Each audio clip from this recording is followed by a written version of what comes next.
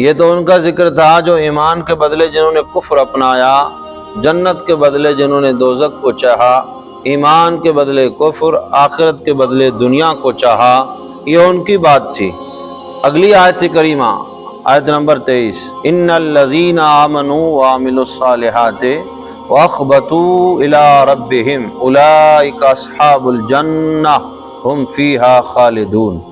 فرمایا بے شک جو ایمان لائے اور انہوں نے اچھے عمل کیے اور انہوں نے اپنے رب کی طرف رجوع کیا تو یہی لوگ جنتی ہے اور وہ اس میں ہمیشہ رہیں گے۔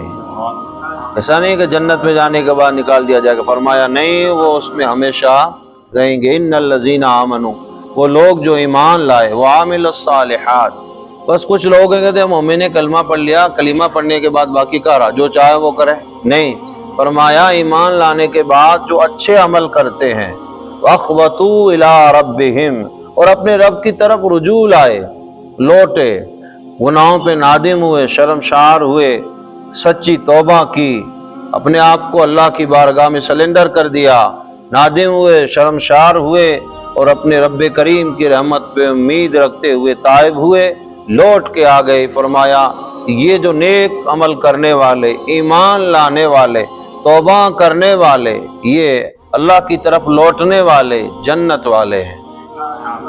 ہم فیہا خالدون، ہمیشہ اس میں وہ ہمیشہ اس میں رہیں گے۔ سبحان اللہ۔ اس آیت کی تفسیر یہ ہے کہ بے شک وہ لوگ جو ایمان لاتے اور اللہ کی عبادت کرتے ہیں اور عبادت کی ادائیگی کے وقت ان کا دل اللہ کے ذکر پہ مطمئن ہوتا ہے۔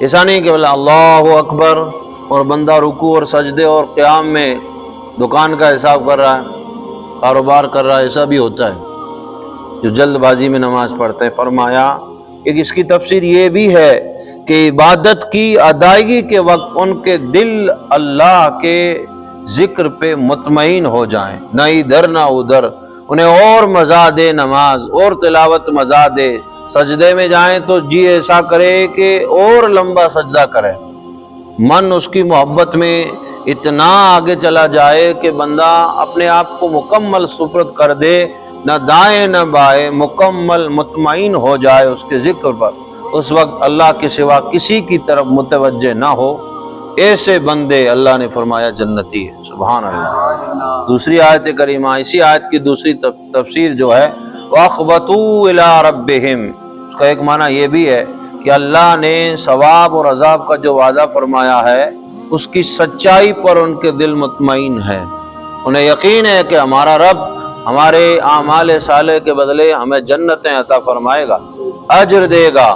تو جب ان کا دل مطمئن ہوگا تو دائیں بائیں دیکھیں گے نہیں، لالچ دینے والے کی لالچ میں آئیں گے نہیں، عقیدے اور ایمان کو بیچیں گے نہیں۔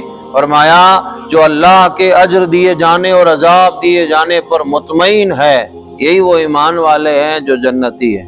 سبحان اللہ۔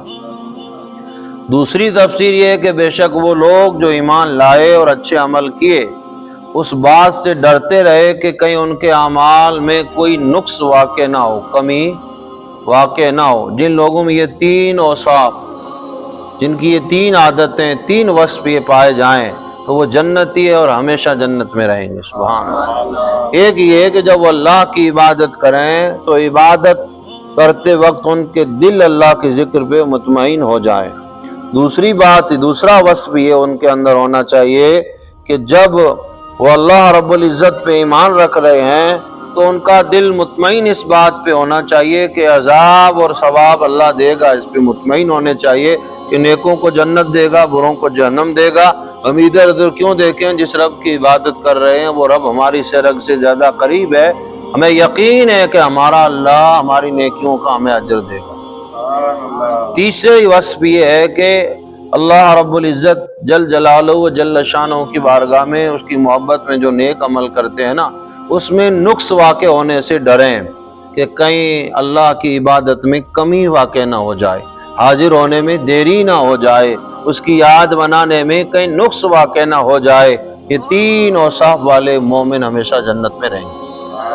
تو ہماری نمازوں کا کیا عالم ہے، اس میں کمی پیشی ہے کہ نہیں؟ ہم تو ٹوٹی پھوٹی پڑھتے ہیں، جھک جاؤ ہو جائے گا، نہ اس کو درست کرتے ہیں نہ کرنے کی کوشش کرتے، آدھے سے زیادہ پڑھتے نہیں ہیں، جو پڑھتے ہیں تو اس عمر میں پڑھتے ہیں یا رکوع صحیح نہیں ہوتا یا سجدہ صحیح نہیں ہوتا، کمر جب ٹیڑھی ہو جاتی ہے تب مسجدوں کی طرف بھاگتے ہیں۔ یہ ہماری عبادت کا حال ہے۔ ہمارے اسلاف بزرگان دین کا یہ طریقہ رہا ہے کہ ایمان لانے اور نیک عمل کرنے کے باوجود وہ نقص اور عبادت کی کمی رہنے کے ڈر سے رات اور دن رویا کرتے تھے، کہیں اللہ کی بارگاہ میں کھڑے ہونے میں کچھ کمی نہ رہ جائے، اس کی عبادت میں کہیں نقص پیدا نہ ہو جائے۔ عظیم المرتبت صحابی رسول عدل و انصاف اور بہترین حکمرانی کرنے پر تاریخ اسلام جن پہ ناز کرتی ہے، فاروق اعظم رضی اللہ تعالیٰ، جن کو نبی علیہ السلام نے اپنی زبان اقدس سے جنت کی بشارت دی۔ آج اگر ایسا پیر مل جائے تو پھر سب کو جنتیں بانٹیں۔ جی